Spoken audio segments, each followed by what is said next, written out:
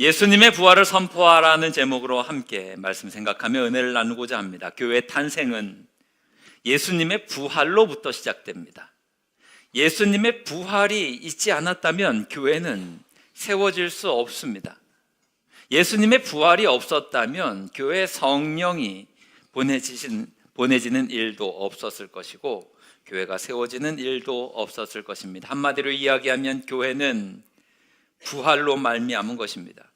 부활이 없으면 우리의 믿음도 없고 우리의 믿음의 공동체도 존재할 수 없는 것이죠. 그래서 오늘 이 시간 우리가 부활절에 예수님의 부활을 세상 가운데 선포할 수 있는 우리 모든 믿음의 백성들 되시기를 바랍니다. 초대교회를 보게 되면 그 초대교회의 메시지, 모든 초점은 예수 그리스도의 십자가와 부활에 다 있었습니다. 가룟 유다가 예수님을 은 30에 팔아버리고 스스로 목매어 죽었을 때 창자가 터졌잖아요. 그래서 한 명의 제자를 더 뽑는 과정에 이 제자의 자격을 사도행전 1장 22절은 이렇게 일러주고 있습니다. 항상 우리와 함께 다니던 사람 가운데 있는데 그 중에 하나를 세울 때 그가 해야 될 일이 무엇인가 하면 예수께서 부활하심을 증언할 사람이 되게 하여야 하리라. 이게 제자의 모습이다라고 하는 거죠. 항상 함께 다니고 이 뽑은 목적은 예수님의 부활하심을 증언할 사람. 그래서 마띠아가 제비로 뽑히게 된 것입니다. 초대교회 메시지는 항상 그러했습니다. 예수님 죽으셨지만 부활하셨다는 것, 예수님 죽으셨지만 부활하셨다라고 하는 것, 예수님 죽으셨지만 부활하셨다라고 하는 것, 이것이 초대교회의 모든 메시지의 중심이었습니다. 오순절에 베드로가 성령 충만을 입고 나와서 선포했었던 베드로의 메시지는 이러합니다. 사도행전 2장 32절에서 이렇게 이야기합니다. 이 예수를 하나님이 살리신지라 우리가 다 이 일의 증인이로다. 부활을 증거했던 것, 그것이 초대교회의 모습이었고, 또한 부활절을 맞이하는 우리들에게도 동일하게 주어진 사명임을 기억하시기를 주님의 이름으로 축원합니다. 이 예수 그리스도의 부활의 능력으로 말미암아 예수님이 부활하신 이후에 하신 일이 무엇입니까? 사도행전 2장 33절 말씀 속에서 하나님이 오른손으로 예수님을 높이신 이후에 약속하신 성령을 보내주셨고 부어주셨다라고 하는 성령의 역사가 있었다라고 하는 것이죠. 그러니까 예수님의 부활로 말미암아 교회가 있었고 예수님의 부활로 말미암아 성령의 역사가 있었으며 그로 말미암아 죽을 영혼들이 살아나게 되는 역사가 있었다라고 하는 것이죠. 예수님의 부활은 우리의 모든 신앙의 근거입니다. 오늘 이 부활절을 맞이했을 때 여러분에게 이 부활 믿음과 부활 소망과 부활 능력이 다시 한번 되새겨지고 살아나고 확인되어지는 역사가 있기를 주님의 이름으로 축원합니다. 그러니까 악한 마귀는 이것을 계속해서 막습니다. 성도들의 이 부활에 관한 믿음이 무너뜨려지도록 다양한 방법을 통해서 핍박을 주고 고난을 주고 어려움을 주고, 그리고 심지어 이것들이 통하지 않으면 널 죽인다라고 하는 그 두려움 가운데 빠뜨리게 만들죠. 예수님의 부활의 능력이 무엇입니까? 악한 마귀의 이런 모든 공격을 능히 이겨낼 수 있는 능력이라는 거죠. 고린도전서 15장은 부활장이라고 불립니다. 여기에서 무엇이라고 이야기하고 있습니까? 함께 읽습니다. 시작. 사망아 너의 승리가 어디 있느냐? 사망아 내가 쏘는 것이 어디 있느냐? 사망이 쏘는 것은 죄요 죄의 권능은 율법이라. 우리 주 예수 그리스도로 말미암아 우리에게 승리를 주시는 하나님께 감사하노니 아멘. 어떠한 사망의 공격도 우리를 무너뜨릴 수 없다라고 하는 것입니다. 그러니까 마귀가 제일 싫어하는 게 뭘까요? 부활을 선포하는 거예요. 오늘 말씀 1절로 2절 말씀을 보게 되면 사도들이 백성에게 말할 때에 제사장들과 성전 맡은 자와 사두개인들이 이르러서 예수 안에 죽은 자의 부활이 있다고 백성을 가르치고 전하는 것을 어떻게 했어요? 싫어했어요. 그러니까 십자가의 대적들은 부활을 선포하는 것을 싫어합니다. 세상 사람들이 그렇지요. 우리가 세상에 나아가 예수님 십자가에 죽으셨지만 사흘 만에 부활하셨습니다, 이렇게 증거하는 것을 싫어합니다. 반대합니다. 공격합니다. 주로 세상이 좋아하는 이야기는 어떤 것입니까? 도덕률에 기인한 이야기입니다. 구제합시다. 좋습니다. 사랑합시다. 좋습니다. 정직합시다. 좋습니다.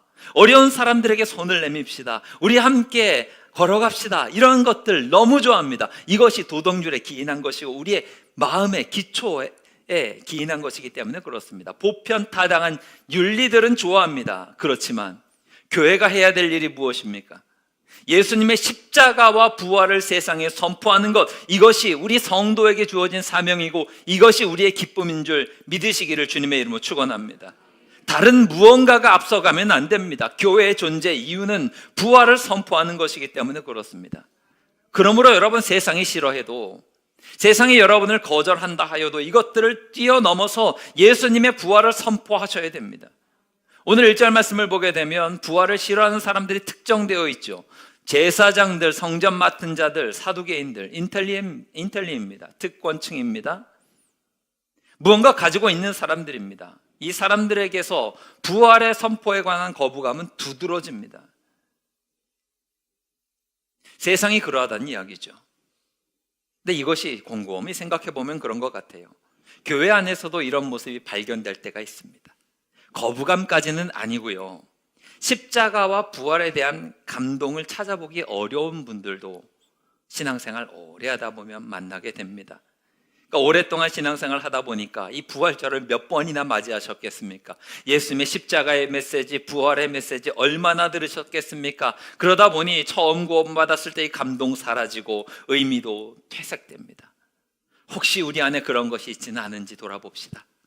예수님의 부활로 말미암아 우리가 구원받았고, 예수님의 부활로 말미암아 교회가 세워졌으며, 예수님의 부활로 말미암아 성령의 역사가 일어났다라고 하는 것을 기억하시고, 이 부활의 아침, 십자가 부활의 감격이 우리 가운데 넘쳐나기를 주님의 이름으로 축원합니다.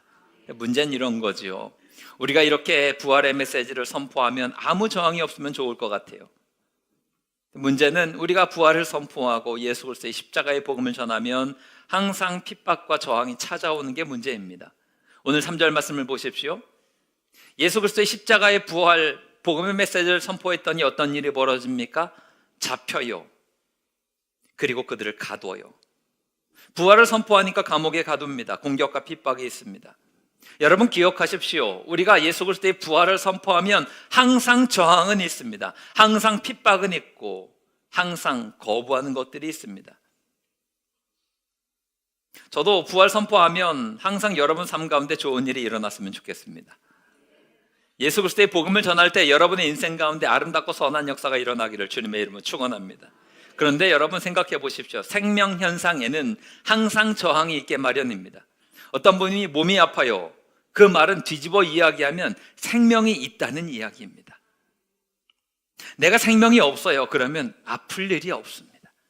병의 공격이 없습니다. 어떤 어려움도 없어요. 저항이 있다라고 하는 것은 다른 말로 이야기하면 무엇입니까?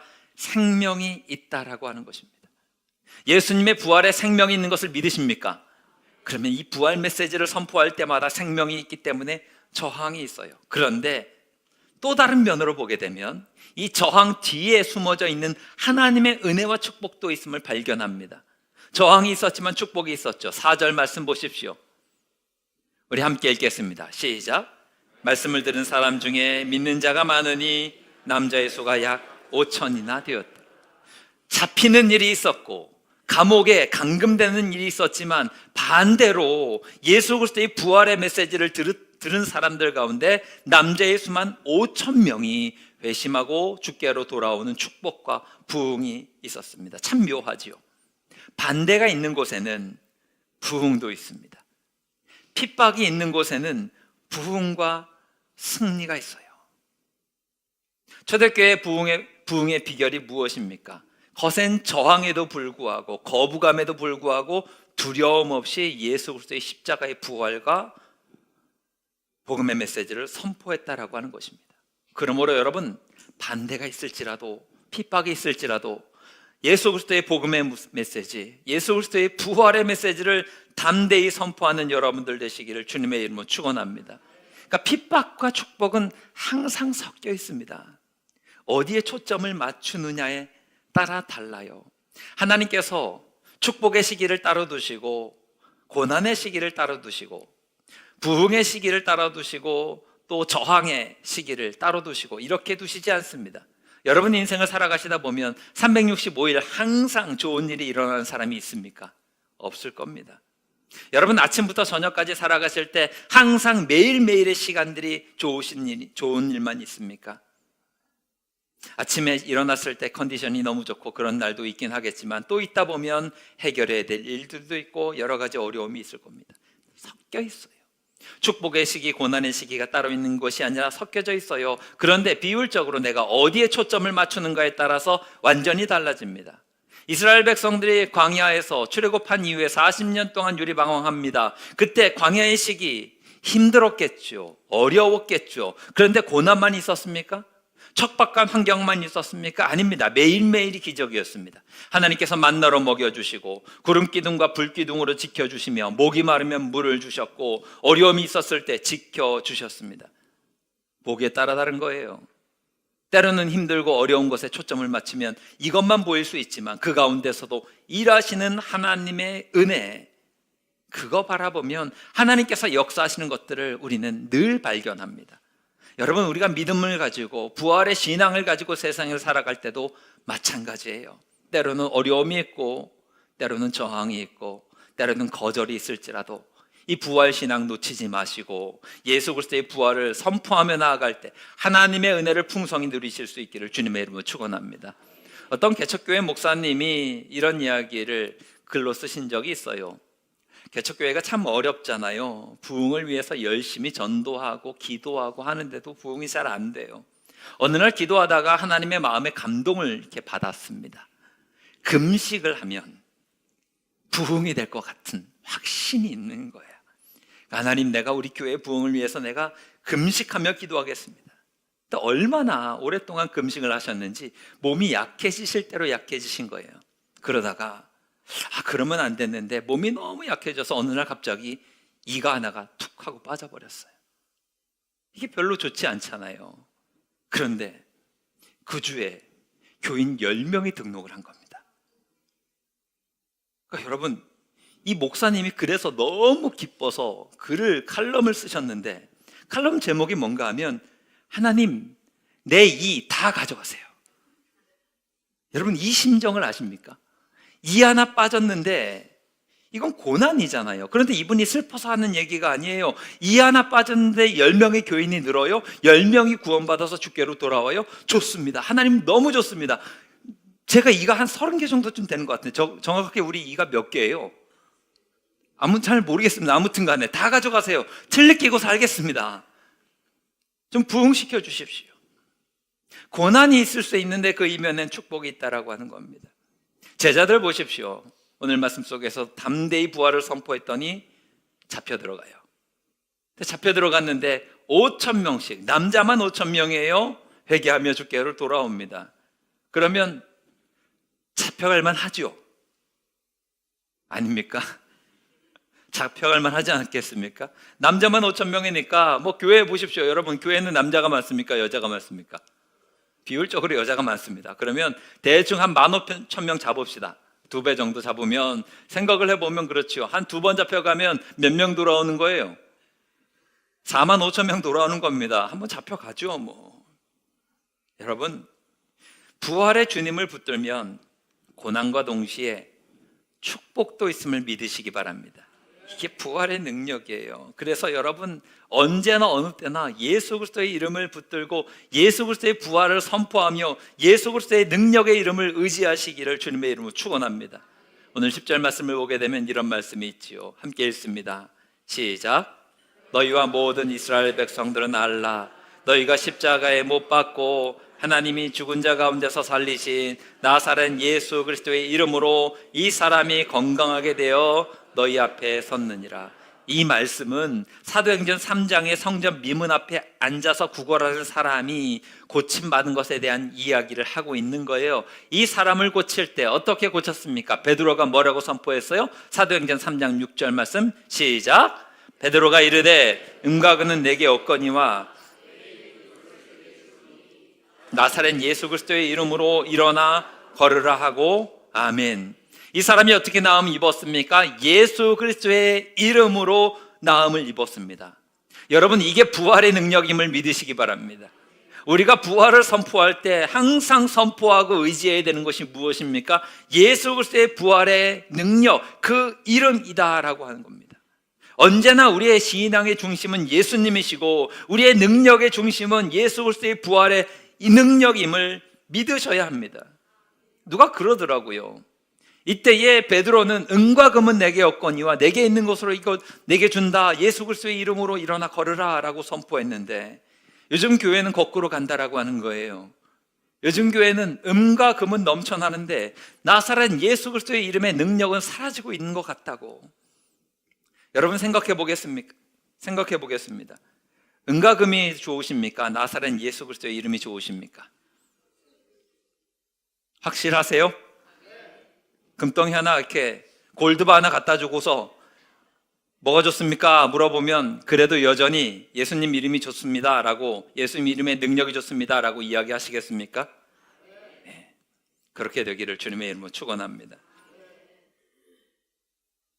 교회는요, 건물을 자랑하는 것도 사람을 자랑하는 것도 아닙니다. 성도는요, 예수 이름을 자랑하는 자들이 되어야 합니다. 예수 이름의 능력이 있음을 믿으시기 바랍니다. 이 예수 이름의 능력을 의지하는 자들에게 예배의 감격이 있고 기도의 능력이 있으며 부활이 진정한 기쁨으로 다가오는 겁니다. 세상에 나아가 선포합시다. 예수님 부활하셨습니다. 죽으셨지만 우리를 위하여 부활의 능력을 보이시고 우리에게 그 부활의 능력을 허락하여 주셨습니다. 이 메시지를 선포하며 나아가는 우리 모두가 되어야 할 줄 믿습니다.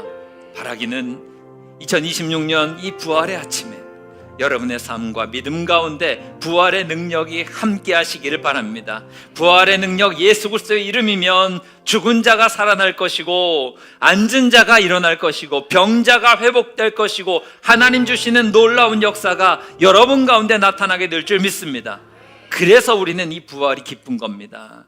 부활이 기쁨으로 찾아오는 우리 즐거운 교회 모든 가족들 되기를 주님의 이름으로 축원합니다.